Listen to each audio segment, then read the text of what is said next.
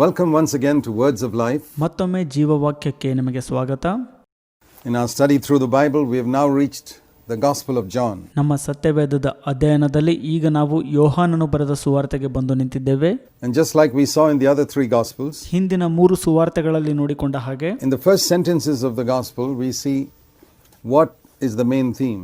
ಸುವಾರ್ತೆಯ ಮೊದಲ ವಾಕ್ಯವು ಹೇಳುವಂಥದ್ದೇನಪ್ಪ ಅಂದರೆ ಮುಖ್ಯವಾದದ್ದು ಏನು ಎಂಬುದಾಗಿ. Here, John is speaking about the existence of Christ right from eternity. ಇಲ್ಲಿ ಯೋಹಾನನು ಕ್ರಿಸ್ತನು ನಿತ್ಯತ್ವದಿಂದ ಅಂದರೆ ಅನಾದಿ ಕಾಲದಿಂದಲೂ ಇದ್ದಾರೆ ಎಂಬುದರ ಬಗ್ಗೆ ಮಾತನಾಡುತ್ತಿದ್ದಾನೆ. In the beginning was the Word. ಆದಿಯಲ್ಲಿ ವಾಕ್ಯವಿತ್ತು. Now it's very difficult for our human minds to understand the concept of God existing eternally. ದೇವರು ನಿತ್ಯತ್ವದಿಂದಲೂ ಇದ್ದಾರೆ ಎಂಬಂತ ವಿಷಯವನ್ನ ನಾವು ಅರ್ಥ ಮಾಡಿಕೊಳ್ಳುವುದು ಮಾನವನ ಬುದ್ಧಿಗೆ ಸಾಧ್ಯವಿಲ್ಲ. An almighty eternal God who knows all the future and everything, who can do everything. ಸರ್ವಶಕ್ತನಾದ ಮತ್ತು ನಿತ್ಯತ್ವದ ದೇವರು ಭವಿಷ್ಯತ್ತನ್ನು ಅರಿತಿದ್ದಾನೆ ಮತ್ತು ಎಲ್ಲವನ್ನು ಮಾಡಲಿಕ್ಕೆ ಶಕ್ತನಾಗಿದ್ದಾನೆ. It's very difficult for our minds to understand. ನಮ್ಮ ಮನಸ್ಸು ಅಥವಾ ಬುದ್ಧಿ ಇದನ್ನು ಅರ್ಥ ಮಾಡಿಕೊಳ್ಳೋದು ಕಷ್ಟ. That's not surprising. ಅದು ಆಶ್ಚರ್ಯಕರ ಸಂಗತಿ ಅಲ್ಲ. Even a dog cannot understand everything a human being understands. ಮಾನವನು ಅರ್ಥ ಮಾಡಿಕೊಳ್ಳೋ ಪ್ರಕಾರ ನಾಯಿಯು ಒಂದು ವಿಷಯವನ್ನು ಸರಿಯಾಗಿ ಅರ್ಥ ಮಾಡಿಕೊಳ್ಳೋದಿಲ್ಲ.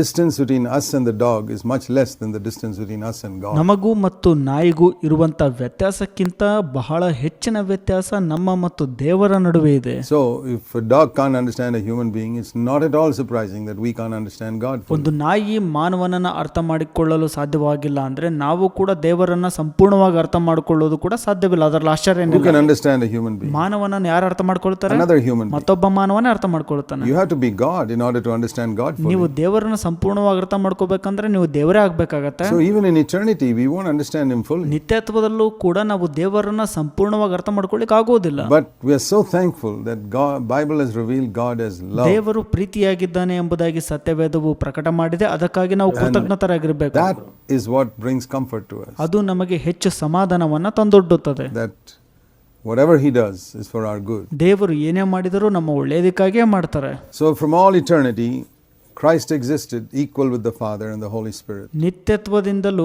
ಕ್ರಿಸ್ತನು ಪವಿತ್ರಾತ್ಮನೊಟ್ಟಿಗೆ ಮತ್ತು ದೇವರೊಟ್ಟಿಗೆ ಸಮನಾಗಿ ನಿಂತರು. So the word, Jesus called the word here because he was an expression of God. ಯೇಸು ವಾಕ್ಯ ಎಂಬುದಾಗಿ ಕರೆಯಲ್ಪಟ್ಟಿದ್ದಾರೆ ಯಾಕೆಂದ್ರೆ ಯೇಸು ತಮ್ಮಲ್ಲಿ ದೇವರನ್ನ ತಿಳಿಯಪಡಿಸಿದರು. We don't have to look for complicated meanings when we read scripture. ನಾವು ವಚನಗಳನ್ನ ಓದುವಾಗ ಗೊಂದಲಪಡಿಸುವಂತ ಅರ್ಥವನ್ನ ನೋಡುವವರಾಗಿರಬಾರದು. John's mind was a fisherman's mind, a simple mind. ಯೋಹಾನನ ಬುದ್ಧಿ ಮತ್ತು ಮೀನುಗಾರನ ಬುದ್ಧಿಯು ಸಾಮಾನ್ಯವುಳ್ಳದ್ದಾಗಿತ್ತು. And so we don't have to look for any complicated meanings. ಯಾವುದೇ ರೀತಿಯ ಗೊಂದಲಪಡಿಸುವಂತ ಅರ್ಥವನ್ನ ನಾವಿಲ್ಲಿ ನೋಡಬಾರದು. What is the word? What does the word mean? ವಾಕ್ಯ ಎಂಬುದರ ಅರ್ಥ ಏನು? Why is Jesus called the word? ಯಾಕೆ ಯೇಸು ವಾಕ್ಯ ಎಂಬುದಾಗಿ ಕರೆಯಲ್ಪಟ್ಟಿದ್ದಾರೆ? See, right now you can understand what is going on in my thoughts because I'm speaking words. ನೀವು ನನ್ನ ಯೋಚನೆಯಲ್ಲಿ ಏನು ಓಡಾಡ್ತಾ ಇದೆ ಎಂಬುದಾಗಿ ಅರ್ಥ ಮಾಡ್ಕೋಬಹುದು ಯಾಕೆಂದ್ರೆ ನಾನು ಮಾತನ್ನ ಆಡ್ತಾ ಇರೋದ್ರಿಂದ. But if I kept quiet here, ನಾನಿಲ್ಲಿ ಮೌನವಾಗಿಬಿಟ್ರೆ you wouldn't have a clue what's going on in my thoughts. ನನ್ನ ಯೋಚನೆಯಲ್ಲಿ ಏನಾಗ್ತಿದೆ ಅಂತ ನಿಮಗೆ ಒಂದು ಸಣ್ಣ ಸುಳಿವು ಕೂಡ ಇರೋದಿಲ್ಲ. So words, audible words, are the expression of inaudible thoughts. ಮಾತನಾಡುವಂತ ಮಾತು ಅಥವಾ ವಾಕ್ಯವು ಕಾಣದೇ ಇರುವಂತ ಯೋಚನೆಯಾಗಿದೆ. So in the same way, the invisible God is made visible in Christ, and that's why he's called the word. ಅದೇ ರೀತಿ ಕಾಣದೇ ಇರುವಂತ ದೇವರು ಕ್ರಿಸ್ತನಲ್ಲಿ ತೋರಿ ಬಂದನು. ಅದೇ ಯೇಸು ಕ್ರಿಸ್ತನು ವಾಕ್ಯ ಎಂಬುದಾಗಿ ಹೇಳಿದ್ದಲ್ಲಿ. It says that later in verse 18. ನಂತರದಲ್ಲಿ 18ನೇ ವಚನ, No one has seen God at any time. ಯಾರು ಕೂಡ ದೇವರನ್ನು ಎಲ್ಲಿಯೂ ನೋಡಿಲ್ಲ. But the only begotten who is in the bosom of the Father, he has explained it. ಏಕಪುತ್ರನು ಮತ್ತು ತಂದೆಯ ಎದೆಯಲ್ಲಿದ್ದಂತವನು ದೇವರನ್ನ ತಿಳಿಯಪಡಿಸಿದನು. So Jesus came here not only to die for our sins, but to explain to the world what God was like. ಯೇಸು ಲೋಕಕ್ಕೆ ನಮ್ಮ ಪಾಪಗಳಿಗಾಗಿ ಸಾಯಲು ಮಾತ್ರ ಬರಲಿಲ್ಲ, ದೇವರು ಹೇಗೆ ಇರುತ್ತಾರೆ ಎಂಬುದನ್ನು ತೋರಿಸಲು ಸಹ ಬಂದರು. Why are there so many religions in the world? ಯಾಕೆ ಲೋಕದಲ್ಲಿ ಅನೇಕ ಧರ್ಮಗಳಿವೆ? Here's the answer. No one has seen God at any time. ಇಲ್ಲಿ ಉತ್ತರ ಇದೆ, ಯಾಕಂದ್ರೆ ದೇವರನ್ನು ಯಾರು ಎಲ್ಲೂ ಕಂಡಿಲ್ಲ. Supposing you went to a country where nobody had ever seen an elephant or seen a picture of an ಉದಾಹರಣೆಗೆ ನೀವು ಯಾವುದೋ ಒಂದು ದೇಶಕ್ಕೆ ಹೋದ್ರಿ ಅನ್ಕೊಳ್ಳಿ, ಆ ದೇಶದಲ್ಲಿ ಯಾರು ಕೂಡ ಆನೆಯನ್ನಾಗಲಿ ಅಥವಾ ಆನೆ ಚಿತ್ರವನ್ನಾಗಲಿ ನೋಡಿರೋದಿಲ್ಲ. And you go there and ask 100 men to draw an elephant. ನೀವು ಅಲ್ಲಿ 100 ಜನರಿಗೆ ಹೇಳ್ತೀರಾ ಆನೆಯ ಚಿತ್ರವನ್ನ ಬರೀಲಿಕ್ಕೆ. They may draw some animal. ಅವರು ಯಾವುದೋ ಒಂದು ಪ್ರಾಣಿನ ಬರೀತಾರೆ. None of them will think of an elephant with a long trunk or so big. ಆನೆಯು ಬಹಳ ಬೃಹದಾಕಾರವಾಗಿದೆ ಮತ್ತು ಆನೆಗೆ ಉದ್ದನೆಯ ಸೊಂಡಲಿದೆ ಅಂತ ಯಾರೂ ಊಹಿಸಿರ್ಲಿಕ್ಕಿಲ್ಲ ಅಲ್ಲಿ. There'll be 100 different pictures because none of them have seen an elephant. ಅಲ್ಲಿ ನೂರಾರು ರೀತಿಯ ಚಿತ್ರವನ್ನ ಬರೀತಾರೆ, ಯಾಕಂದ್ರೆ ಯಾರು ಕೂಡ ಆನೆಯನ್ನು ನೋಡಿರೋದಿಲ್ಲ. If you get 1,000 people to draw, you'll get 1,000 different 1000 pictures. ಜನರಿಗೆ ಚಿತ್ರ ಬರ್ಲಿಕ್ಕೆ ಹೇಳಿದ್ರೆ 1000 ಜನನು ಬೇರೆ ಬೇರೆ ಚಿತ್ರ None of ಬರೀತಾರೆ. them will be alike. ಯಾರು ಕೂಡ ಆನೆ ರೀತಿ ಬರೆಯೋದಿಲ್ಲ. And none of them will look like an elephant. ಯಾವ ಚಿತ್ರವೂ ಕೂಡ ಆನೆ ರೀತಿಯಲ್ಲಿ ಕಾಣೋದಿಲ್ಲ. It's the same here. ಇಲ್ಲೂ ಕೂಡ ಅದೇ ರೀತಿ. Thousands of people through the centuries have tried to explain God. ಶತಮಾನಗಳಿಂದ ಸಾವಿರಾರು ಜನರು ದೇವರನ್ನ ವಿವರಿಸಲು ಪ್ರಯತ್ನಿಸಿದ್ದಾರೆ, ಆದರೆ None of them have seen God. ಯಾರು ಕೂಡ ದೇವರನ್ನು ಕಂಡಿಲ್ಲ. So how can they explain Him? ಹೇಗೆ ದೇವರನ್ನು ವಿವರಿಸ್ತಾರೆ ಮತ್ತೆ? That's why we believe Christianity is the only true revelation of ಅದಕ್ಕಾಗಿ ನಾವು God. ನಂಬುತ್ತೇವೆ ಕ್ರೈಸ್ತತ್ವವು ಮಾತ್ರ ದೇವರ ನಿಜವಾದ ಪ್ರಕಟಣೆ ಹೊಂದಿದೆ ಅಂತ. Because Christ alone came from heaven and He is God. ಯಾಕಂದ್ರೆ ಕ್ರಿಸ್ತನು ಒಬ್ಬನೇ ಪರಲೋಕದಿಂದ ಇಳಿದು ಬಂದನು, ಆತನೇ He ದೇವರಾಗಿದ್ದಾನೆ. was not a prophet trying to explain what God was like. ದೇವರು ಯಾವ ರೀತಿಯಾಗಿರುತ್ತಾರೆ ಎಂಬುದಾಗಿ ವಿವರಿಸಲು ಯೇಸು He was ಪ್ರವಾದಿಯಾಗಿರಲಿಲ್ಲ. not a man to whom an angel or someone came and gave a revelation of what ಆತನು God was ದೇವರು like. ಹೇಗಿದ್ದಾರೆಂಬ ಪ್ರಕಟಣೆಯನ್ನು ಒಬ್ಬ ದೂತನಿಂದ ಅಥವಾ ಯಾರಿಂದಲೋ ಪಡೆದ That ಒಬ್ಬ itself would have been ಮನುಷ್ಯನು good. ಆಗಿರಲಿಲ್ಲ. ಅದು ಇದ್ರೆ ಒಳ್ಳೆಯದು. But He was God Himself. ಆದರೂ ಆತನೇ ದೇವರಾಗಿದ್ದಾನೆ. And when He lived on earth, He was just manifesting the nature of God. ಯೇಸು ಲೋಕದಲ್ಲಿದ್ದಾಗ ದೇವರ ಸ್ವಭಾವವನ್ನ So ತೋರ್ಪಡಿಸಿದರು. when we see Jesus putting His arms around a leper or washing the disciples' feet, we see what God is like. ಯೇಸು ಕುಷ್ಠರೋಗಿಗಳ ಹೆಗಲ ಮೇಲೆ ಕೈ ಹಾಕುವುದನ್ನ ಮತ್ತು ಶಿಷ್ಯಂದ್ರ ಕಾಲು ತೊಳೆಯುವುದನ್ನ ನಾವು ನೋಡುವಾಗ ದೇವರು ಯಾವ ರೀತಿಯಾಗಿ ಇರ್ತಾರೆ ಎಂಬುದನ್ನು ನೋಡಬಹುದು ನಾವು. When we see Him driving out people who make money in the name of God, we see what God is ದೇವರ like. ನಾಮದಲ್ಲಿ ಹಣ ಮಾಡುವವರನ್ನ ಯೇಸು ದೇವಾಲಯದಿಂದ ಓಡಿಸುವಾಗ ದೇವರು ಯಾವ ರೀತಿ ಎಂಬುದನ್ನು ನೋಡಬಹುದು So ನಾವು. if you want to be like God, you got to be like Jesus. ನೀವು ದೇವರ ರೀತಿ ಆಗ್ಬೇಕಂದ್ರೆ ಯೇಸುವಿನ ರೀತಿಯಲ್ಲಿ ಆಗ್ಬೇಕು ಮೊದಲು. And it's that image of Jesus which the devil is trying to hide from Christians. ಸೈತಾನನು ಯೇಸುವಿನ ನಿಜವಾದ ಚಿತ್ರಣವನ್ನ ಕ್ರೈಸ್ತರಲ್ಲಿ ಮರೆಮಾಚಿದ್ದಾನೆ. There was no love of money in Jesus. It's very obvious from the gospel. ಹಣವನ್ನ ಪ್ರೀತಿಸುವಂತದ್ದು ಯೇಸುವಿನಲ್ಲಿ ಇರಲಿಲ್ಲ. ಸುವಾರ್ತೆಗಳಲ್ಲಿ ನಾವು ಅದನ್ನು How ಕಂಡುಕೊಂಡಿದ್ದೇವೆ. many Christians want to be like that? ಎಷ್ಟು ಜನ ಕ್ರೈಸ್ತರ ರೀತಿಯಾಗಿರಲಿ A lot of ಬಯಸುತ್ತಾರೆ. Christians say they want to be Christ-like, but they're just imagining. ಅನೇಕ ಕ್ರೈಸ್ತರು ಅನ್ಕೊಳ್ತಾರೆ ನಾವು ಕ್ರಿಸ್ತನ ರೀತಿ ಆಗ್ಬೇಕು ಅಂತ, ಆದ್ರೆ ಅವರು ಕಲ್ಪಿತ ರೂಪದಲ್ಲಿ ಇರ್ತಾರೆ ಅಷ್ಟೇ. So the word is an expression of God. ವಾಕ್ಯವು ದೇವರ ಪ್ರತಿರೂಪ. The word was with God means He was separate from the Father. ವಾಕ್ಯವು ದೇವರೊಟ್ಟಿಗಿತ್ತು, ಅದರ ಅರ್ಥ ಆತನು ತಂದೆಯಿಂದ ಬೇರೆ ಇದ್ದನು ಅಂತ. At the same time, we don't have three gods in heaven. ಅದರಂತೆ ಪರಲೋಕದಲ್ಲಿ ಮೂವರು ದೇವರುಗಳಿಲ್ಲ. The word was God. ವಾಕ್ಯವು ದೇವರಾಗಿತ್ತು. There's no doubt Christ was God. ಕ್ರಿಸ್ತನು ದೇವರು ಎಂಬುದಾಗಿ ಅನುಮಾನ ಇಲ್ಲ. And that's why cults that don't believe that Jesus was God have modified this verse in their translation. ಕ್ರಿಸ್ತನು ದೇವರೆಂದು ನಂಬದಿರುವ ತಪ್ಪು ಬೋಧನೆಗಳನ್ನು ಮಾಡುವ ಪಂಥಗಳವರು ಈ ವಾಕ್ಯದ ವಿವರಣೆಯನ್ನು ತಪ್ಪಾಗಿ ಅರ್ಥೈಸುತ್ತಾರೆ. They say Jesus, the word was a God. They put it like that in their translation, so as to deceive people that Jesus was ಅವರು not God. ಇದನ್ನು ವಾಕ್ಯವಾಗಿದ್ದ ಯೇಸುವು ಒಬ್ಬ ದೇವರು ಅಂತ ತಪ್ಪಾಗಿ ಭಾಷಾಂತರಿಸಿ ಯೇಸು ದೇವರಲ್ಲ ಅಂತ This ಜನರನ್ನು is how cults ವಂಚಿಸುತ್ತಾರೆ. deceive people. ತಪ್ಪು ಬೋಧನೆಯುಳ್ಳ ಪಂಥಗಳು ಈ ರೀತಿಯಾಗಿ ಜನರನ್ನ ಮೋಸ ಮಾಡುತ್ತಾರೆ. God's word is clear. ದೇವರ ವಾಕ್ಯವು ಸ್ಪಷ್ಟವಾಗಿದೆ. Jesus Christ was God. ಯೇಸು ಕ್ರಿಸ್ತನ ದೇವರೆಂದು He ಹೇಳುತ್ತದೆ. was in the beginning with God. ಆದಿಯಲ್ಲಿ ದೇವರೊಟ್ಟಿಗಿದ್ರು. So there's a separate person but one God. ಬೇರೆ ವ್ಯಕ್ತಿ ಆದ್ರೆ ಒಂದೇ ದೇವರು. Everything in this universe came into existence through Him. ಸೃಷ್ಟಿಯಲ್ಲಿ ಪ್ರತಿಯೊಂದು ಆತನಿಂದಲೇ ಉತ್ಪತ್ತಿಯಾದದ್ದು. And there's nothing, He repeats it, nothing that came into existence apart from Him. ಆತನ ಹೊರತಾಗಿ ಯಾವುದೂ ಕೂಡ ಉತ್ಪತ್ತಿಯಾಗಿಲ್ಲ. Just to emphasize the fact that Jesus Christ is God. ಯೇಸು ಕ್ರಿಸ್ತನೇ ನಿಜವಾದ ದೇವರು ಎಂಬುದನ್ನು ಒತ್ತಿ ಹೇಳುವ ಸಲುವಾಗಿ. So that's what John is trying to say. ಯೋಹಾನನು ಹೇಳೋದಾದೆ And ಅಲ್ಲಿ. in Him was life. ಆತನಲ್ಲಿ ಜೀವವಿತ್ತು. And the life was the light of ಆ man. ಜೀವವು ಮನುಷ್ಯರಿಗೆ ಬೆಳಕಾಗಿತ್ತು. Today when people talk about getting light, ಜನರು ಬೆಳಕನ್ನ ಪಡ್ಕೊಳ್ಳೋದ್ರ ಬಗ್ಗೆ ಮಾತನಾಡುವಾಗ ಇವತ್ತು what they're talking about is getting an understanding of some truth. ಅವ್ರು ಯಾವ್ದ್ರ ಬಗ್ಗೆ ಮಾತನಾಡ್ತಾರೆ ಅಂದ್ರೆ ಸತ್ಯವನ್ನು ಅರ್ಥ ಮಾಡ್ಕೊಳ್ಳೋದ್ರ ಬಗ್ಗೆ Well, that ಮಾತನಾಡ್ತಾರೆ. is also light. ಅದು ಕೂಡ ಬೆಳಕು. But here, more than that, is the light is life. ಅದಕ್ಕಿಂತ ಹೆಚ್ಚಾಗಿ ಇಲ್ಲಿ ಬೆಳಕು ಎಂಬುದರ ಅರ್ಥ ಜೀವವಾಗಿದೆ. It's not just understanding. ಅದು ಕೇವಲ ಅರ್ಥ ಮಾಡ್ಕೊಳ್ಳೋದಲ್ಲ. A lot of people get understanding who have no life of Christ in them. ಅರ್ಥ ಮಾಡಿಕೊಳ್ಳುವ ಅನೇಕ ಜನರಲ್ಲಿ ಕ್ರಿಸ್ತನ ಜೀವ ಕಾಣುವುದಿಲ್ಲ. When can you say that you've got light? ನಿಮಗೆ ಬೆಳಕು ಸಿಕ್ತು ಅಂತ ಯಾವಾಗ ಹೇಳ್ಬೋದು? When something of the life of Christ has come into you. ಕ್ರಿಸ್ತನ ಜೀವವು ನಿಮ್ಮೊಳಗೆ ಬಂದಾಗ. When Jesus said you're the light of the world, ನೀವು ಲೋಕಕ್ಕೆ ಬೆಳಕಾಗಿದ್ದೀರಿ ಎಂಬುದಾಗಿ ಯೇಸು ಹೇಳುವಾಗ He wasn't saying that we've got to present a doctrine to the ಅದರ world. ಅರ್ಥ ನಾವು ಲೋಕಕ್ಕೆ ಸಿದ್ಧಾಂತ ಕೊಡ್ತಾ ಇದೀವಿ ಅಂತಲ್ಲ. ಇಲ್ಲ, Light is life. ಬೆಳಕು ಜೀವವಾಗಿದೆ. Now in the Old Testament that's not true. ಹಳೆ ಒಡಂಬಡಿಕೆಯಲ್ಲಿ ಅದು ಸತ್ಯವಲ್ಲ. In the Old Testament we read in Psalm 119 119 ಕೀರ್ತನೆ ಓದ್ತೇವೆ, verse 105, 105ನೇ ವಚನ. Thy word is a light unto my path. ನಿನ್ನ ವಾಕ್ಯವು ನನ್ನ ಕಾಲಿಗೆ ದೀಪವಾಗಿದೆ ಎಂಬುದಾಗಿದೆ. So God's word was a light there. ದೇವರ ವಾಕ್ಯದಲ್ಲಿ ಬೆಳಕಾಗಿದೆ. A written statement. ಬರೆಯಲ್ಪಟ್ಟ ವಾಕ್ಯವು. There was no person who could say, look at my life, it is the light of ಯಾವ God. ಮನುಷ್ಯನಲ್ಲಿ ಹೇಳಿಕ್ ಆಗ್ತಿರ್ಲಿಲ್ಲ, ನನ್ನ ಜೀವಿತವನ್ನ ನೋಡು, ಅದು ದೇವರ ಬೆಳಕು ಎಂಬುದಾಗಿ. God's word was the only perfect thing in the world at that ಆ time. ಸಮಯದಲ್ಲಿ ದೇವರ ವಾಕ್ಯವೊಂದೇ ಪರಿಪೂರ್ಣ ಸಂಗತಿಯಾಗಿತ್ತು. That was a light. ಅದು ಬೆಳಕಾಗಿತ್ತು. But in the New Testament, ಆದ್ರೆ ಹೊಸ ಒಡಂಬಡಿಕೆಯಲ್ಲಿ it is more than God's word. It is Jesus who is the word made flesh. ದೇವರ ವಾಕ್ಯಕ್ಕಿಂತ ಹೆಚ್ಚಾಗಿ ವಾಕ್ಯವಾದ ಯೇಸು ಇಲ್ಲಿ ನರಾವತಾರ ಎತ್ತಿದರು. It says in verse 14 of this chapter, the word became flesh. 14ನೇ ವಚನ ಹೇಳುತ್ತೆ, ವಾಕ್ಯವೆಂಬುವನು ನರಾವತಾರ ಎತ್ತಿದನು ಎಂಬುದಾಗಿ. So this life was manifested in Jesus, and that is the light ಇಲ್ಲಿ of the world. ಜೀವವು ಯೇಸುವಿನಲ್ಲಿ ತೋರಿ ಬಂತು, ಅದೇ ಲೋಕಕ್ಕೆ And that is ಬೆಳಕು. the light we are to manifest also. ಆ ಬೆಳಕನ್ನೇ ನಾವು ಕೂಡ ಪ್ರಚುರಪಡಿಸಬೇಕು.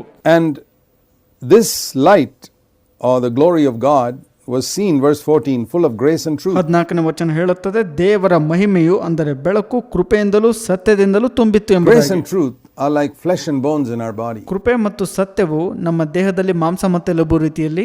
Which do you need? ಯಾವುದು ಬೇಕು ನಿಮಗೆ? One or both? ಒಂದು ಬೇಕಾ ಅಥವಾ ಎರಡು ಬೇಕಾ? If you were only bones, ನೀವು ಕೇವಲ ಎಲುಬಾಗಿದ್ರೆ that would be like the Pharisees, full of truth alone. ಅದು ಫರಿಸಾಯರ ರೀತಿಯಲ್ಲಿ ಕೇವಲ ಸತ್ಯದಿಂದ No ತುಂಬಿರುವಂತದ್ದು. flesh on top of the bones. ಎಲುಬಿನ ಮೇಲೆ ಮಾಂಸವೇ ಇಲ್ಲದ No ರೀತಿಯಲ್ಲಿ. grace over the truth. ಸತ್ಯದ ಮೇಲೆ ಕೃಪೆ ಅನ್ನುವಂಥದ್ದು ಇರೋದಿಲ್ಲ. How would you feel if you saw in the middle of the night a skeleton walking towards you? ಒಂದು ಮಧ್ಯರಾತ್ರಿ ಒಂದು ಅಸ್ಥಿ ಪಂಜರವು ನಿಮ್ಮ ಬಳಿ ನಡೆದುಕೊಂಡು ಬರ್ತಾ ಇತ್ತು ಅಂದ್ರೆ ಹೇಗನ್ಸತ್ತೆ ನಿಮಗೆ? You're not going to be attracted. ನೀವು ಅದಕ್ಕೆ You'll ಆಕರ್ಷಿತರಾಗೋದಿಲ್ಲ, run away. ನೀವು ಓಡೋಗ್ತೀರಾ. That's exactly how people ran away from the Pharisees. ಅದೇ ರೀತಿ ಜನರು ಫರಿಸಾಯರಿಂದ ಓಡೋಗ್ತಾರೆ. But when a pleasant looking person comes towards ಒಬ್ಬ you, ಚೆನ್ನಾಗಿ ಕಾಣಿಸುವಂತ ಮನುಷ್ಯ ನಿಮ್ಮ ಬಳಿ ಬಂದಾಗ, who's got flesh and bones, ಆತನಿಗೆ ಮಾಂಸ ಮತ್ತು ಎಲುಬಿರುತ್ತೆ, then you're attracted. ಆಗ ನೀವು ಆಕರ್ಷಿತರಾಗ್ತೀರಿ. That's how people are attracted to Jesus. ಅದೇ ರೀತಿ ಜನರು ಯೇಸುವಿನಲ್ಲಿ ಆಕರ್ಷಣೆ At the ಹೊಂದಿದರು. same time, he wasn't only flesh. ಅದರಂತೆ ಯೇಸು ಕೇವಲ ಮಾಂಸಧಾರಿಯಾಗಿರಲಿಲ್ಲ. If there were no bones in your body, ನಿಮ್ಮ ದೇಹದಲ್ಲಿ ಎಲುಬಿಲ್ಲ ಅಂದ್ರೆ you wouldn't be able to stand, you wouldn't even be able to sit. ನೀವು ನಿಂತ್ಕೊಳ್ಳೋಕಾಗ್ಲಿ ಕೂತ್ಕೊಳ್ಳೋಕಾಗ್ಲಿ ಆಗೋದಿಲ್ಲ. You'll be like jellyfish, you'll just collapse to the ground. ನೀವು ಒಂದ್ ರೀತಿ ಜಲ್ಲಿ ಮೀನಿನ ರೀತಿಯಲ್ಲಿ ಇರ್ತೀರಿ, ನೆಲದಲ್ಲಿ ಬಿದ್ದು ಹೊರಳಾಡ್ತಿರ್ತೀರಿ. Of course, you would have one advantage, that you can go through any opening, whether it's a round opening or a square opening or a small opening. ಆಗ ನಿಮಗೆ ಒಂದು ಲಾಭ ಏನಪ್ಪ ಅಂದ್ರೆ, ಸಣ್ಣದಿರಲಿ ದೊಡ್ಡದಿರಲಿ ಅಗಲ ಇರಲಿ ಯಾವುದೇ ತರ ಜಾಗದಲ್ಲೂ ಕೂಡ ನೀವು ನುಗ್ಗಬಹುದಾಗಿರುತ್ತದೆ. So some Christians are like that. ಕೆಲವು ಕ್ರೈಸ್ತರ ಹಾಗಿದ್ದಾರೆ. They don't have any strong convictions on truth. ಅವರು ಸತ್ಯದ ವಿಷಯವಾಗಿ ಬಲವಾದಂತ ನಿಶ್ಚಿತತೆ ಹೊಂದಿಲ್ಲ. So they can fit in any opening. ಅವರು ಎಂತಹ ಮಾರ್ಗ ಇದ್ರೂ ಅದ್ರೊಳಗೆ ಹೋಗ್ಬಿಡ್ತಾರೆ. They would even say all religions are the same. ಎಲ್ಲಾ ಧರ್ಮ ಒಂದೇ ಅಂತ ಬೇಕಾದ್ರೆ ಹೇಳ್ತಾರ. We can fit in anywhere. ಎಲ್ಲಾ ಮಾರ್ಗದಲ್ಲೂ ಹೊಂದ್ಕೊಳ್ತಾರೆ. These are people who got no bones. ಎಂತಹ ಮಾರ್ಗದಲ್ಲೂ ತುರ್ಕೊಳ್ತಾರ. It looks like an advantage. ಅದು ಲಾಭ ಅನ್ಸತ್ತೆ, It's a disadvantage. ಆದ್ರೆ ದುರ್ಲಾಭ. So grace without truth, there's no glory there. ಕೃಪೆ ಇಲ್ಲದಂತ ಸತ್ಯದಲ್ಲಿ ಮಹಿಮೆ ಇರುವುದಿಲ್ಲ. Truth without grace, there's no glory there. ಸತ್ಯ ಇಲ್ಲದಂತ ಕೃಪೆಯು ಮಹಿಮೆ The ಹೊಂದಿರುವುದಿಲ್ಲ. glory of God, verse 14, was seen full of grace and truth. 14ನೇ ವಚನ ಹೇಳುತ್ತೆ, ದೇವರ ಮಹಿಮೆಯು ಕೃಪೆಯಿಂದಲೂ And in ಸತ್ಯದಿಂದಲೂ our lives, ತುಂಬಿರುತ್ತೆ ಅಂತ.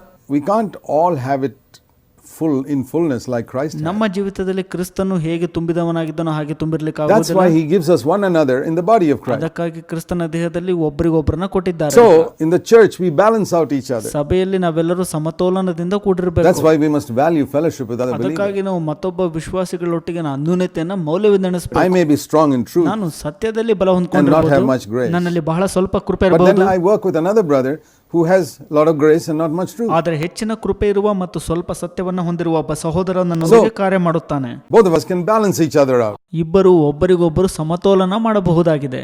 That's why the church is called the body of Christ. ಅದಕ್ಕಾಗಿ ಸಭೆಯು ಕ್ರಿಸ್ತನ ದೇಹ ಎಂಬುದಾಗಿ ಕರೆಯಲ್ಪಡುತ್ತೆ. There was only one person who was fully the body of Christ himself. ಒಬ್ಬನೇ ಒಬ್ಬ ವ್ಯಕ್ತಿಯು ಕ್ರಿಸ್ತನ ದೇಹವನ್ನ ಸಂಪೂರ್ಣವಾಗಿ ಧರಿಸಿಕೊಂಡಿದ್ದಾರಂದ್ರೆ That was Jesus himself when he came in a ಅದು body. ಯೇಸು ಕ್ರಿಸ್ತನು ಶರೀರಧಾರಿಯಾಗಿ There ಬಂದಾಗ was a perfect balance of everything. ಆಗ ಎಲ್ಲದರಲ್ಲೂ ಸಮತೋಲನ ಇರುತ್ತೆ. But no other person, not even Paul since then, has ever been that like that. ಯಾರು ಕೂಡ ಪೌಲನು ಸಹ ಈ ರೀತಿಯಾಗಿ ಇಲ್ಲ.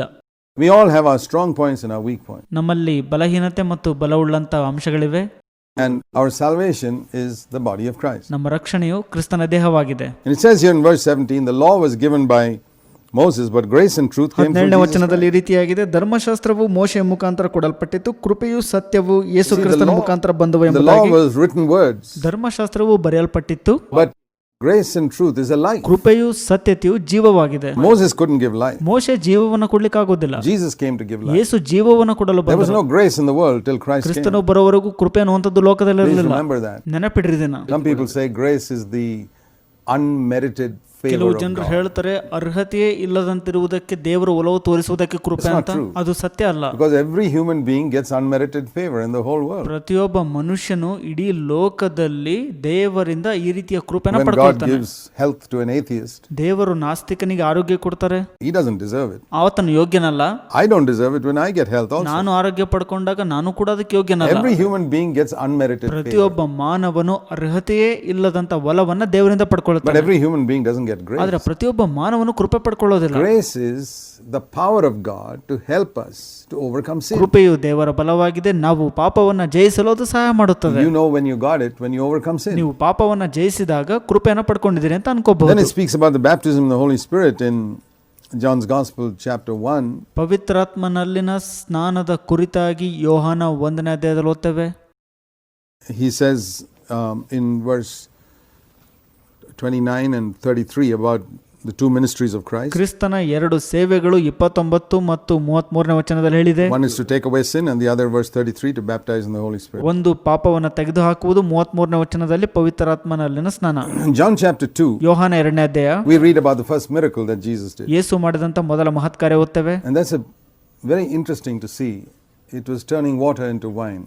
ಅಲ್ಲಿ ನೀರನ್ನ ದ್ರಾಕ್ಷಾರಸವನ್ನಾಗಿ ಮಾರ್ಪಡಿಸುವಂತದ್ದು ಆಸಕ್ತಿಕರ ವಿಷಯ. It wasn't a spectacular miracle like raising Lazarus from the dead. ಲಾಜರ್ನನ್ನು ಸತ್ತದ್ರಿಂದ ಎಬ್ಬಿಸಿದ್ದಕ್ಕಿಂತ ಅದ್ಭುತ ಕಾರ್ಯ ಇದಾಗಿರಲಿಲ್ಲ.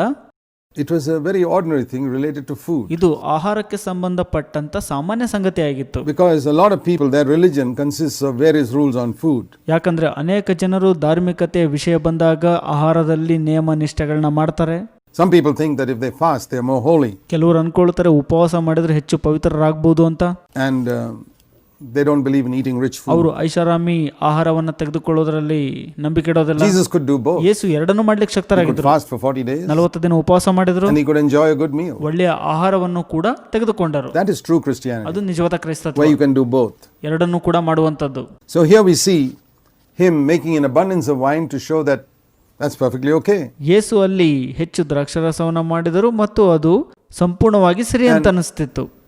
He was not against clean enjoyment in life. ಅವರು ನಮ್ಮ ಜೀವಿತದಲ್ಲಿ ಸ್ವಚ್ಛ ಉಲ್ಲಾಸಕರ ಚಟುವಟಿಕೆಯ ವಿರುದ್ಧವಾಗಿ ಇರಲಿಲ್ಲ. Like for example, ಉದಾಹರಣೆಗೆ enjoying a wedding feast ಒಂದು ಮದುವೆ ಔತಣಕೂಟದಲ್ಲಿ ಭಾಗವಹಿಸುವಂತದ್ದು, and to enjoy it. ಸಂತೋಷಿಸಬೇಕು ಅಲ್ಲಿ ಹೋದಾಗ. That we don't have to feel convicted about. ಅದ್ರ ಬಗ್ಗೆ ನಾವು ಯಾವುದೇ ರೀತಿಯ ತಪ್ಪಾದ ಭಾವನೆ The ಹೊಂದಿರಬಾರದು. first miracle Jesus did was to help people enjoy a wedding feast. ಯೇಸು ಮಾಡಿದ ಮೊದಲ ಅದ್ಭುತ ಕಾರ್ಯ ಯಾವುದಪ್ಪ ಅಂದ್ರೆ ಜನರು ಮದುವೆ ಔತಣಕೂಟದಲ್ಲಿ To ಸಂತೋಷಿಸುವಂತದ್ದು. teach us that in true Christianity you can enjoy ನಿಜವಾದ good food. ಕ್ರೈಸ್ತತ್ವವು ಒಳ್ಳೆ ಆಹಾರದಲ್ಲಿ ಸಂತೋಷಿಸಬೇಕು ಎಂಬುದನ್ನು You can ಕಲಿಸುತ್ತದೆ. enjoy a good wedding feast. ನಾವು ಒಳ್ಳೆ ಮದುವೆ ಔತಣಕೂಟವನ್ನು ಸಂತೋಷಿಸಬಹುದು. At the same time, ಅದೇ ರೀತಿ true Christian will also learn to fast like Jesus. ನಿಜವಾದ ಕ್ರೈಸ್ತನು ಯೇಸುವಿನ ರೀತಿಯಲ್ಲಿ ಉಪವಾಸ ಮಾಡ್ತಾನೆ. But notice something we can learn in this miracle. ಈ ಅದ್ಭುತ ಕಾರ್ಯದಲ್ಲಿ ನಾವು ಒಂದನ್ನು ಕಲಿಬಹುದು. How Jesus did not do the miracle himself. ಯೇಸು ತಮಗೆ ತಾವೇ ಅದ್ಭುತ ಕಾರ್ಯ ಮಾಡಲಿಲ್ಲ. He always cooperated with others. ಮತ್ತೊಬ್ಬರೊಟ್ಟಿಗೆ ಸಹಕಾರ ಮಾಡಿದರು. Every miracle that he did, there was something that human beings had to do also. ಪ್ರತಿಯೊಂದು ಅದ್ಭುತ ಕಾರ್ಯದಲ್ಲಿ ಮಾನವನ ಸಹಕಾರ ತಗೊಂಡು Because ಮಾಡ್ತಾರೆ. he works in partnership with us. ಯೇಸು ನಮ್ಮೊಟ್ಟಿಗೆ ಪಾಲುದಾರಿಕೆಯಲ್ಲಿ ಕಾರ್ಯ ಮಾಡಲು ಬಯಸುತ್ತಾರೆ. Think of this incident as a situation in your life where there's no joy, no wine. ನಿಮ್ಮ ಜೀವಿತದ ಯಾವುದೋ ಒಂದು ಪರಿಸ್ಥಿತಿಯಲ್ಲಿ ಸಂತೋಷ ಇಲ್ಲ, ದ್ರಾಕ್ಷಾರಸ ಇಲ್ಲ ಅಂತ ಅನ್ಕೊಳ್ಳೋಣ. Or in your life, ಅಥವಾ ನಿಮ್ಮ ಜೀವಿತದಲ್ಲಿ, or in your church, ನಿಮ್ಮ ಸಭೆಯಲ್ಲಿ no joy, ಸಂತೋಷ ಇಲ್ಲ, no victory, ಜಯ ಇಲ್ಲ, no power. ಬಲ ಇಲ್ಲ, That's a picture of no wine. ದ್ರಾಕ್ಷಾರಸ ಇಲ್ಲ ಅನ್ನುವುದರ ಚಿತ್ರಣ ಅದಾಗಿದೆ. And your life is a very ordinary life like water. ಆಗ ನಿಮ್ಮ ಜೀವಿತವು ನೀರಿನ ರೀತಿ ಸಾಮಾನ್ಯ ಜೀವಿತ ಆಗಿರುತ್ತೆ. Maybe your preaching ministry is so tasteless like ನಿಮ್ಮ water. ಪ್ರಸಂಗ ಮಾಡುವಂತ ಸೇವೆಯು ಕೂಡ ರುಚಿ ಇಲ್ಲದಂತೆ ನೀರಿನ ರೀತಿಯಲ್ಲಿ ಇರುತ್ತದೆ. What is the answer? ಏನು ಉತ್ತರ ಇದಕ್ಕೆ? First of all, go to Jesus and say, I don't have any wine. ಮೊದಲನೇದಾಗಿ ನೀವು ಯೇಸುವಿನ ಬಳಿಗೆ ಹೋಗಿ ಹೇಳಬೇಕು, ನನ್ನ ಬಳಿ ದ್ರಾಕ್ಷಾರಸ ಇಲ್ಲ. Lord, I don't have any joy in my ಕರ್ತರೇ, life. ನನ್ನ ಜೀವಿತದಲ್ಲಿ ಸಂತೋಷ I ಇಲ್ಲ, don't have victory. ನನ್ನಲ್ಲಿ ಜಯ ಇಲ್ಲ, I don't have power. ಬಲ ಇಲ್ಲ. Lord, my preaching is absolutely boring. ನನ್ನ ಪ್ರಸಂಗವು ನಿಶ್ಚಯವಾಗಿ ಬೇಸರದಿಂದ ಕೂಡಿದೆ. How many preachers honestly confess that? ಎಷ್ಟು ಜನ ಪ್ರಸಂಗಿಗಳು ಈ ರೀತಿಯಾಗಿ ಅರಿಕೆ ಮಾಡ್ತಾರೆ? 99% of boring preachers will not admit that their preaching is boring. 99% ಪ್ರಸಂಗಿಗಳು ತಮ್ಮ ಕೂಟವು ಬೇಸರದಿಂದ ಇರುತ್ತೆ ಎಂಬುದಾಗಿ ಅರಿಕೆ ಮಾಡೋದಿಲ್ಲ. That means they will not say, There's no wine. ಅದರ ಅರ್ಥ ನಮ್ಮಲ್ಲಿ ದ್ರಾಕ್ಷಾರಸ ಇಲ್ಲ ಅಂತ ಹೇಳೋದಿಲ್ಲ ಅವರು. Then of course you won't get any wine. ಆಗ ನೀವು ದ್ರಾಕ್ಷಾರಸ ಪಡ್ಕೊಳ್ಳೋದಿಲ್ಲ. That's the first step. Confess your need. ಮೊದಲ ಹಂತ ನಿಮ್ಮ ಅಗತ್ಯತೆಯನ್ನು ಅರಿಕೆ ಮಾಡಬೇಕು. And you don't have to produce the wine. ನೀವಾಗೆ ದ್ರಾಕ್ಷಾರಸ ಉತ್ಪತ್ತಿ ಮಾಡೋ Take ಅವಶ್ಯಕತೆ your ಇಲ್ಲ. water to Jesus ನೀರನ್ನ ಯೇಸುವಿನ ಬಳಿ ತಗೊಂಡು ಹೋಗ್ರಿ. and say, Lord, you do something about it. ಕರ್ತರೆ ಇದ್ರ ಬಗ್ಗೆ ನೀವೇನಾದ್ರೂ ಮಾಡ್ರಿ ಅಂತ And ಹೇಳ್ರಿ. he will make it into wine. ಆಗ ಅದನ್ನ ಯೇಸು ದ್ರಾಕ್ಷಾರಸ ಮಾಡ್ತಾರೆ. John chapter 3, ಯೋಹಾನ 3ನೇ ಅಧ್ಯಾಯ, we read about Nicodemus coming to see him. ನಿಕೋದೇಮನು ಯೇಸುವನ್ನ ನೋಡಲು ಬರ್ತಾನೆ. And this wonderful thing about it is that Nicodemus felt he could disturb Jesus at night. ಇಲ್ಲಿ ಅದ್ಭುತ ಸಂಗತಿ ಏನಪ್ಪಾ ಅಂದ್ರೆ ಯೇಸುವಿಗೆ ರಾತ್ರಿ ಸಮಯದಲ್ಲಿ ತೊಂದರೆ ಕೊಡಬಹುದೆಂಬುದಾಗಿ ಆತನ ಅನಿಸಿದನು. It was 11 o'clock at night perhaps. ಅದು ರಾತ್ರಿ 11 ಗಂಟೆ ಇರಬಹುದು. How many preachers in the world can you go and disturb at 11 o'clock at night? ಎಷ್ಟು ಜನ ಬೋಧಕರಿಗೆ ನೀವು ರಾತ್ರಿ 11 ಗಂಟೆ ಸಮಯದಲ್ಲಿ ಹೋಗಿ ತೊಂದರೆ ಕೊಟ್ಟಿದ್ದೀರಿ? Jesus was so different. Yesu ವ್ಯತ್ಯಾಸವುಳ್ಳವರು. He made people feel you can come and disturb me anytime you Yesu like. ಯಾವ ರೀತಿ ವಾತಾವರಣ ಸೃಷ್ಟಿ ಮಾಡಿದ್ರು ಅಂದ್ರೆ ನೀವು ಯಾವ ಸಮಯದಲ್ಲಿ ಬೇಕಾದರೂ And though ಬರಬಹುದು. Nicodemus was a big bishop, ನಿಕೋದೇಮನು ಹಿರಿ ಸಭೆಯವನಾಗಿದ್ದನು. Jesus said you must be born again. ಯೇಸು ಹೇಳಿದ್ರು ನೀನು ಹೊಸದಾಗಿ ಹುಟ್ಟಬೇಕು Jesus ಅಂತ didn't ಆತನಿಗೆ. say that to the woman in Samaria. ಸಮರ್ಯಾದ ಸ್ತ್ರೀಗೆ ಯೇಸು ಆ ರೀತಿ ಹೇಳಿಲ್ಲ. It was to a bishop who thought he was okay. ಆತನು ಧರ್ಮಾಧ್ಯಕ್ಷನಾಗಿದ್ದನು, ತಾನು ಸರಿಯಾಗಿ ಇದ್ದೇನೆ ಅಂತ ಅಂದುಕೊಂಡಿದ್ದನು. Do bishops need to be born again today? ಒಬ್ಬ ಬಿಷಪನು ಇವತ್ತು ಹೊಸದಾಗಿ ಹುಟ್ಟಬೇಕಾ? Sure. Even archbishops need to be born again. ಹೌದು, ಆತನಿಗಿಂತ ಮೇಲಿನ ಮುಖ್ಯ ಧರ್ಮಾಧ್ಯಕ್ಷರು ಕೂಡ ಹೊಸದಾಗಿ The Pope needs to be ಹುಟ್ಟಬೇಕಾಗತ್ತೆ. born again. ಪೋಪ್ ಕೂಡ, The prostitute needs to be born again. ವ್ಯಭಿಚಾರಿಣಿ ಕೂಡ. Every human being in the world, big or small, whatever his rank, needs to be born again to become a child of God. ಪ್ರತಿಯೊಬ್ಬ ಮಾನವನು ಸಣ್ಣವನಾಗ್ಲಿ ದೊಡ್ಡವನಾಗ್ಲಿ ದೇವರ ಮಗನಾಗಬೇಕಂದ್ರೆ ಹೊಸದಾಗಿ ಹುಟ್ಟಲೇಬೇಕು. John chapter 4, ಯೋಹಾನ 4ನೇ ಅಧ್ಯಾಯ, we read of this woman of Samaria ಸಮರ್ಯಾದ ಸ್ತ್ರೀ ಬಗ್ಗೆ ಓದ್ತೇವೆ. whom Jesus lovingly drew towards God. ಯೇಸು ಪ್ರೀತಿಯಿಂದ ಆಕೆಯನ್ನ ದೇವರ ಕಡೆಗೆ ಸೆಳಿತಾರೆ. He didn't embarrass her by asking too many questions about her personal life. ಆಕೆಗೆ ಹೆಚ್ಚು ತೊಂದರೆ ಕೊಡಲಿಲ್ಲ. ವೈಯಕ್ತಿಕ ಜೀವಿತದ ಬಗ್ಗೆ ಪ್ರಶ್ನೆ ಕೇಳಿ ಯೇಸು, When she admitted that she had 5 husbands, like Jesus made it said to her in verse 18, ಯೇಸು 18ನೇ ವಚನದಲ್ಲಿ ಆಕೆ ಹೇಳ್ತಾರೆ, ನಿನಗೆ 5 ಮಂದಿ ಗಂಡಂದಿರು ಅಂತ. ಆಕೆ ಅದನ್ನು ಒಪ್ಕೊಳ್ತಾಳೆ she ಕೂಡ. didn't deny it. ಆಕೆ ಅದನ್ನು ನಿರಾಕರಣೆ ಮಾಡಲಿಲ್ಲ. She said, you're a prophet, that's how you know. ನೀನು ಪ್ರವಾದಿಯಾಗಿರೋದ್ರಿಂದ ನಿನಗೆ ಗೊತ್ತು ಅಂತ ಹೇಳ್ತಾಳೆ ಆಕೆ. And then she changed the subject to worship in verse 20. 20ನೇ ವಚನದಲ್ಲಿ ಆಕೆ ವಿಷಯವನ್ನ ಆರಾಧನೆ ಕಡೆ ತಿರುಗಿಸ್ತಾಳೆ. She was embarrassed. ಆಕೆ ಪೇಚಿಗೆ ಸಿಲುಕ್ತಾಳೆ. And see the beauty here that Jesus never brought back that subject again. ಸುಂದರ ವಿಷಯ ಏನಪ್ಪಾ ಅಂದ್ರೆ ಯೇಸು ಮತ್ತೊಮ್ಮೆ ಆ ವಿಷಯದ ಕಡೆ ಹೊರಳೋದಿಲ್ಲ. Jesus was so gentle in dealing with men and women. ಯೇಸು ಪುರುಷ ಮತ್ತು ಸ್ತ್ರೀಯರೊಟ್ಟಿಗೆ ವ್ಯವಹರಿಸುವಾಗ ಸಾತ್ವಿಕತೆಯನ್ನು ಹೊಂದಿದ್ರು. That converted her. ಅದು ಆಕೆಗೆ ಪರಿವರ್ತನೆ ತಂತು. It's through gentleness that we bring people to Christ. ಸಾತ್ವಿಕತ್ವದಿಂದ ನಾವು ಜನರನ್ನ ಕ್ರಿಸ್ತನ ಕಡೆ Through ತರಬಹುದು. that despised woman, the whole city of Samaria, we read, came to ಇಡೀ Christ. ಸಮರ್ಯ ಪಟ್ಟಣವು ಆ ತಿರಸ್ಕೃತ ಸ್ತ್ರೀಯ ಮೂಲಕ ಕ್ರಿಸ್ತನ ಕಡೆಗೆ ಬಂತೆಂದು ನಾವು ಓದುತ್ತೇವೆ. And further, we read in John chapter 5 ಯೋಹನ 5ನೇ ಅಧ್ಯಾಯದಲ್ಲಿ ಓದ್ತೇವೆ, about a man who was paralyzed for 38 ಇಲ್ಲಿ years. ನಾವು ಓದ್ತೇವೆ, ಒಬ್ಬ ಮನುಷ್ಯ 38 ವರ್ಷಗಳಿಂದ ಪಾರ್ಶ್ವವಾಯು ರೋಗಕ್ಕೆ In the ಒಳಗಾಗಿರ್ತಾನೆ. pool in Bethesda, verse 2, there were many sick people, verse 3. 3ನೇ ವಚನದಲ್ಲಿ ಓದ್ತೇವೆ, ಬೆತ್ಸೆತ ಕೊಳದಲ್ಲಿ ಬಹುಮಂದಿ ರೋಗಿಗಳು ತುಂಬಿರ್ತಾರೆ. But Jesus went in and healed only one person. ಯೇಸು ಅಲ್ಲಿ ಒಬ್ಬ ರೋಗಿ ಬಳಿ ತೆರಳಿ ಸ್ವಸ್ಥ Some people ಮಾಡ್ತಾರೆ. say that Jesus healed everybody wherever he went. ಕೆಲವು ಜನರು ಹೇಳ್ತಾರೆ ಯೇಸು ಎಲ್ಲೇ ಹೋದ್ರು ಸ್ವಸ್ಥ ಮಾಡ್ತಿದ್ರು ಎಲ್ಲ ರೋಗಿಗಳನ್ನು ಅಂತ. Here, he didn't even heal 1%. ಯೇಸು 1% ಜನರನ್ನು ಸ್ವಸ್ಥ If there ಮಾಡಲಿಲ್ಲ. were 300 people lying there, he healed only one. ಅಲ್ಲಿ 300 ಜನ ರೋಗಿ ಇದ್ರು ಅಂದ್ರೆ ಯೇಸು ಒಬ್ಬರನ್ನ ಸ್ವಸ್ಥ ಮಾಡಿದ್ರು. It was not 10 or 15 people lying there. 10-15 ಜನ ಬಿದ್ದಿದ್ರು ಅಂತಲ್ಲ, It says a multitude, verse 3. ಬಹುಮಂದಿ ರೋಗಿಗಳು ಅಂತ 3ನೇ ವಚನದಲ್ಲಿದೆ. What is a multitude? 600? 1000? ಬಹುಮಂದಿ ಅಂದ್ರೆ 600ನ 1000ನ. We may not even call 300 a multitude. 300 ಜನನ ಬಹುಮಂದಿ ಅಂತ ಕರೆಯೋದಿಲ್ಲ ನಾವು. There may have been 1,000 people. ಅಲ್ಲಿ 1000 ಜನ ಇರಬಹುದು. And he heals only ಅಲ್ಲಿ one. ಒಬ್ಬರನ್ನ ಮಾತ್ರ ಯೇಸು ಸ್ವಸ್ಥ Didn't the ಮಾಡಿದ್ರು. other people need healing? ಮಿಕ್ಕಿದವರಿಗೆ ಸ್ವಸ್ಥತೆ ಬೇಡವಾ? There were blind, sick, so many people. ಅನೇಕ ಕುರುಡರು ಮತ್ತು ಅಸ್ವಸ್ಥರಿದ್ರಲ್ಲಿ, But he healed one. ಆದರೆ ಒಬ್ಬರನ್ನ ಸ್ವಸ್ಥಪಡಿಸಿದರು. There must have been a reason. ಅದಕ್ಕೆ ಕಾರಣ ಇರಬಹುದು.